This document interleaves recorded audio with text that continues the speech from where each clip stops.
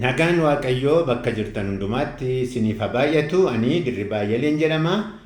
Har'as barumsa keenya mata duree jireenyaaf tajaajila ergamaa Phaawulos jedhu walitti fufiinsaan ilaalaa jirru qabxii itti aanee jiru walii wajjin ilaallaa jechuudha. Hanga ammaatti barumsa keenya duraa duubaanii hanga Yesuus Kiristoositti amanuu ergamaa Phaawulositti yeroo darbe walii wajjin ilaallee turre. Har'a immoo erga amanee booddee Phaawulos jireenyi isaa maal ta'e akkamitti immoo maal fa'aa hojjetee itti fufeessa jedhu itti fufnee qabxii shanaffaa barumsa keenyaa ilaallaa jechuudha. Sagalee Waaqayyoo keessaa kutaan barumsa keenya guyyaarraa hojii ergamootaa boqonnaa 9 lakkoofsa 20 kaasee hanga 30tti isa jirudha. Garuu isumaa kukkunnee adda adda hirree ilaallaa jechuudha. Ergamaa Phaawulos erga Yesuus Kiristoositti amane booddee jireenyi isaa maal ta'e yookaan maal fa'aa hojjetee isa jedhu waliin ilaalle jechuudha. Egaa hanga danda'ametti har'a hojii ergamootaa boqonnaa 9 lakkoofsa 20 kaasee hamma 30tti isa jiru darbee immoo irraa jalaanii hanga boqonnaa 11tti haalli nuyi itti ilaallu jira waan ta'eef barumsi keenya irraa kana fakkaataa jechuudha. Egaa ergamaa Phaawulos yeroo darbee akkamitti akka Yesuus Kiristoositti amane hojii ergamootaa boqonnaa 9 keessatti gaarii goonee ilaallee darbinee turre barumsa keenya marsaa arfaffaa keessatti. Amma gaa Phaawulos amanee Damaasqoo jira, magaalaa Damaasqoo keessa jira jechuudha. Akkuma amaneen egaa amma maaltu ta'e tokkoffaa Damaasqootti wangeela lallabuu jalqabe. Akkuma amaneen otuu hin turin.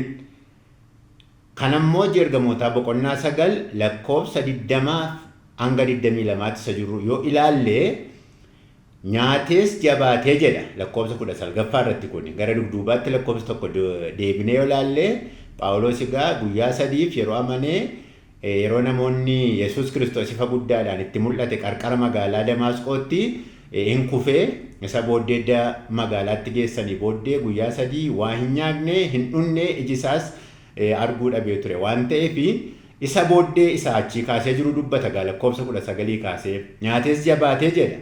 Bartoota warra Damaasqoo biras hin bubbule hammam beekamaa miti.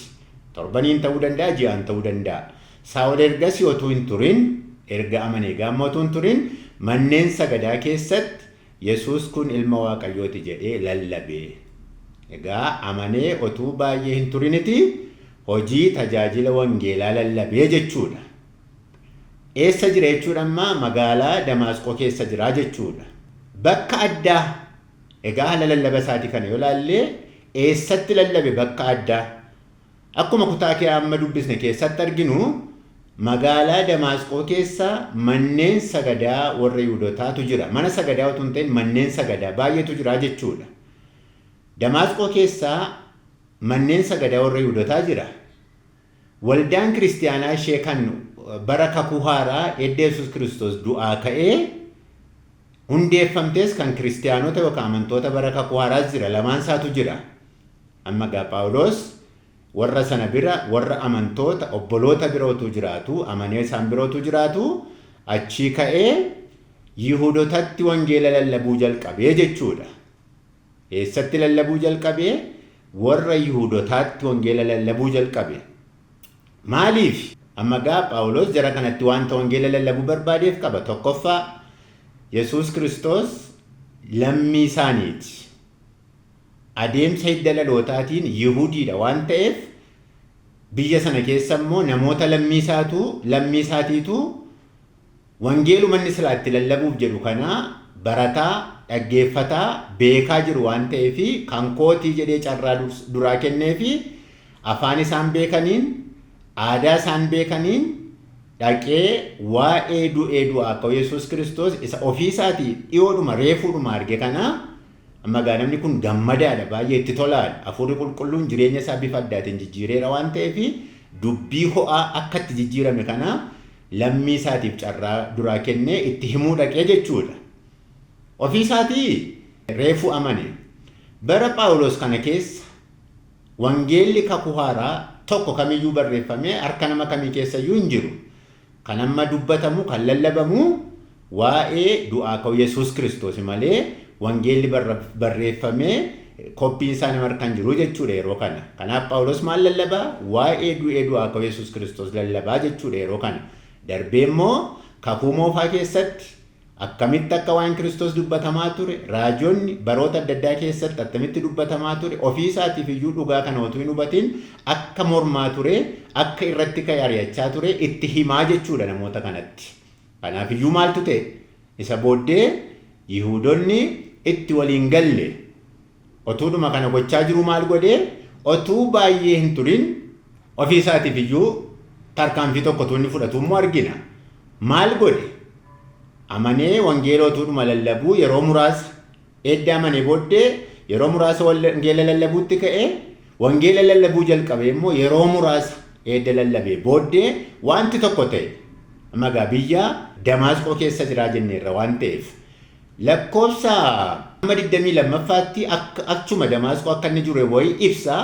Duraa duuba isaa adda baasuun rakkisaa yoo ta'e iyyuu Galaatiyaa boqonnaa 1 lakkoofsa 16 kaasee 18tti immoo taatee tokkotu jira. Otuudhuma achuma Damaasqootti wangeela lallabaa jiru gara biyya Arabaa dhaqee jedha. Galaatiyaa boqonnaa 1 lakkoofsa 16 kaasee 18tti yoo teenye qalbeeffannee yaada isaa tokko tokkoon ilaallee gara biyya Arabaa dhaqee. Biyyi Arabaa kun namooti yeroo dubbatan achuma gara moggaa biyya Sooriyaa keessaati malee biyya gara biraa daarii darbee deemee otoo hin ta'in biyyuma Damaasqoo biyyuma Sooriyaa keessaa gara moggaa biyya sanaa iddoo tokko dhaqee akka achi taa'e waggaa 3 taa'e. Maaliif dhaqe? Wanta inni dhaqeef hin beekamu. Achitti maal hojjete? Wanta inni achitti hojjete Luqaas addaan baasee ibsee nuuf hin barreessine. Garuu Phaawulos yeroo ofii isaatiif dubbatu dhaqee gara lafa onaa biyya Arabaa keessaa yookaan moggaadhuma biyya Sooriyaa keessaa iddoo tokko dhaqee waggaa 3 taa'ee deebi'e. Duraa duuba isaa ibsaa deemuuf gaamma hin amanee akkuma amaneen wangeela lallabuutti ka'e wangeela lallabuu jalqabee otuu hin turin yeroo muraasa keessatti immoo gara lafa onaa moggaa biyya Sooriyaa iddoo tokko dhaqee waggaa 3 akka taa'ee amma gaa Yesuus Kiristoos yeroo darbe akkuma dubbadhee ture baraan yeroo ilaalamu bara 30ffaa keessaa tajaajila isaa lafarraa kana xumuree gara Waaqaatti ol ba'e. Isa booddee Phaawulos immoo waggaa 3 booddee Yesuus Kiristoos gara Waaqaatti edda ol ba'e booddee waggaa 3 booddee amane amma gaa bara 33ffaa ta'e jechuudha. Amma immoo 33ffaa keessa edda amane booddee immoo waggaa 3f immoo kunoo lafa onaa kana dhaqee ture waan ta'eef adeemsi bara amma bara 36ffaa keessa jirraa jechuudha. Amma 36 egaa ji'i ciccitee guyyaan dabaluu sirrisuus danda'a waan ta'eef yookaan 36 yookaan 37 ta'a bara 36ffaa yookaan 37ffaa keessa ta'a jechuudha. Amma gaa waggaa 3 lafa onaa kana keessa taa'ee deebi'e. Akkas jedha kutaama sana yoo ilaalle iyyuu yeroo ofii isaatiif warra saba isaan ta'in gidduutti isuma wangeela godhe akka lallabuuf ilma isaa kana yommuu anatti mul'ise ani duraan dursee mareedhaaf gara nama foon uffatee hin naqne ergamoota ta'anittis Yerusaalemitti ol hin baane garuu biyya Arabaa dhaqee Damaasqootti nan deebi'e. Waggaa 3 akka ture dubbataa jechuudha. Amma gaa biyya Arabaa kana waggaa 3 taa'ee erga ture eessatti deebi'ee? Damaasqootti deebi'ee jechuudha. Magaalaadhuma ishee keessatti yeroo amanee dhiisee sokketti deebi'e. Lafa onaa kana keessaa jechuudha. Amma gaa erga deebi'ee Galaatiyaa 1 lakkoofsa 16-18 inni jiru kun egaa lakkoofsa 22-23 gidduu galaa jedhamee yaadama. Isa booddee sadaffaa tokkoffaa wangeela lallabuu jalqabee lammaffaa gara lafa onaa dhaqee sadaffaa immoo gara lafa onaatii Damaasqootti deebi'ee ammas wangeela lallabuutti fufe. Boqonnaa 9 lakkoofsa 22 kaasee 23tti yeroo laallu amma immoo akkas jedha. Ergasii gara onaatii gara Damaasqootti deebi'ee boodee Saa'ol garuu lallabni isaa humna argachaa adeeme. Yesuus masii ta'uusaa kan inni ittiin hubachiisee amansiisaa waan tureef Yihuudoonni warri Damaasqoo jiraatan walii isaa wallaalani. Guyyaa baay'ee erga Saa'ol kana hojjechaa bubbulee immoo Yihuudoonni walitti dacha'anii ajjeesuu barbaadanii. Egaa edda gara lafa onaatii Damaasqootti deebi'ee booddee ammasii wangeela isaa lallabuu itti fufee jechuudha. Yeroo kana immoo maaltu ta'e? Yihuudoonni bitaatti gale gaa. Namni kun kaleessa abaluu ture isa jedhu waa'ee isaa beeku waan ta'eef bitaatti galee isa booddee ari'achuuf otoo hin ta'in ajjeesuu barbaadani. Ajjeesuuf gaafa barbaadan maaltu ta'e obboloonni kiristaanonni warra Damaasqoo jiran guuboo keessa ka'anii dallaa masaraa magaalaa Damaasqootti ijaaramaa ture karaa balbala isa warri eegdonni ta'anii diina ittiin to'atan ba'uuf galuu wantoota garaagaraa to'atan niisanii ossanii karaa gara biraa akka inni ba'u godhaniiti gara Yerusaalemitti ergani. Kanaaf arfaffaa irratti Phaawulos maal godhe jechuudha? Damaasqootti wangeela lallabuu ari'annaan waan irra ga'eef amma yeroo jalqabaatiif ari'atamuu jalqabee jechuudha. Isa kana immoo hojii ergamootaa boqonnaa 9 lakkoofsa 26 kaasee 29tti isa jiru yoo laalle Damaasqootti wangeela lallabuu warri Yihuudotaa isa ajjeesuudhaaf waan isa barbaadaniif obboloonni guuboo keessaan ossanii baasanii lafa buusanii baqatee Yerusaalemiin dhaqee jechuudha. Yerusaalemiin dhaqee obboloota wajjin bartoota warra achi jiran wajjin wal baruu barbaade. Egaa Luqaastun barreessine malee amma yeroo inni Yerusaalemitti deebi'u Yihuudoonni warri kaleessa isa ergatanii turan warri inni kaleessa garaasaa guutuu isaaniif hojjechaa ture maal akka isaan yaadan akkamitti akka isaan ilaalan beekamaa miti. Garuu lafanni wangeelatti lallabuu jalqabee ari'annaa guddaan akka irra ga'e immoo in argina.